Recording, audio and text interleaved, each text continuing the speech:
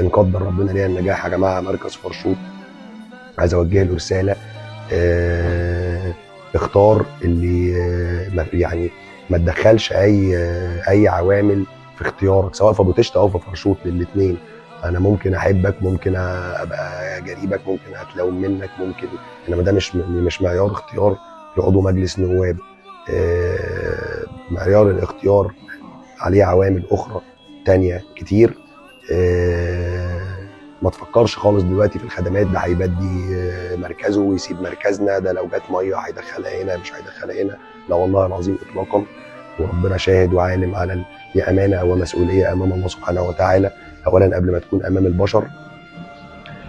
وعلى فكره حتى اللي ما اداناش صوته انا بشكره، وحتى اللي مش هيدينا صوته برضه في الاعاده انا برضه بشكره. ولو ربنا قدر النجاح ان شاء الله باذن الله، يعني لا هفرق ما بين واحد ادانا وواحد ما اداناش، لان دي امانه زي ما بقول لكم قدام ربنا سبحانه وتعالى قبل ما تكون قدام الناس. اللي نجح كلنا هنقول له مبروك، ويعينك ربنا على الشيله اللي عندك، لان انت مسؤول عن المركزين باللي فيه، من كبيرهم لصغيرهم، بانتماءاتهم القبليه، بديانتهم، مفيش تفرقه ما بين حد. ده موضوع تطوعي وخدمي وليست وظيفه، واللي ياخده ويتقي ربنا فيه فعلا ربنا يعينه، ونقول له ربنا يعينك، ربنا يعينك، ربنا يعينك. المعركه لم تحسم بعد لكل الناس. عايز برضه اوجه لهم رساله، كل الداعمين اللي كانوا موجودين، المعركه لم تحسم بعد.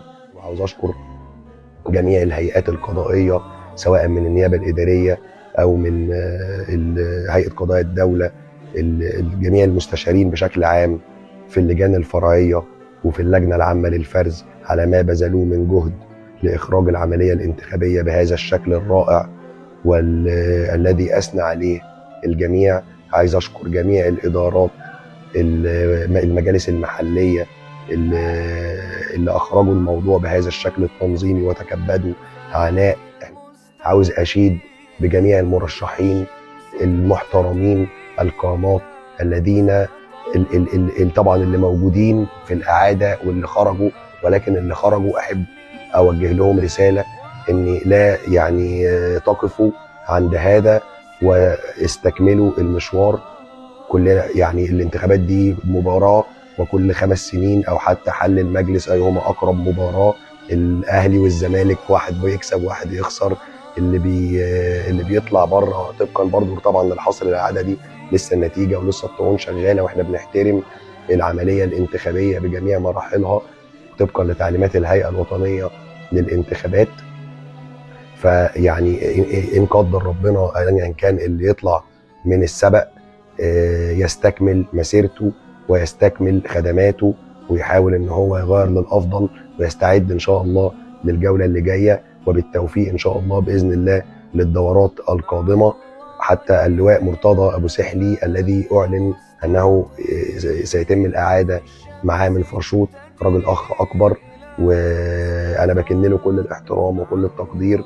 بيت ابو سحلي مش محتاجين اصلا يعني شهادتي، بيت عريق من مئات السنين، خدموا الناس كلها ومستمرين في خدمات الناس كلها، وسيستمروا ان شاء الله في خدمات الناس كلها. فانا بكن له طبعا كل الاحترام والتقدير، وان شاء الله باذن الله ده كل شيء يعني نصيب ان راحت عندهم او راحت عنده.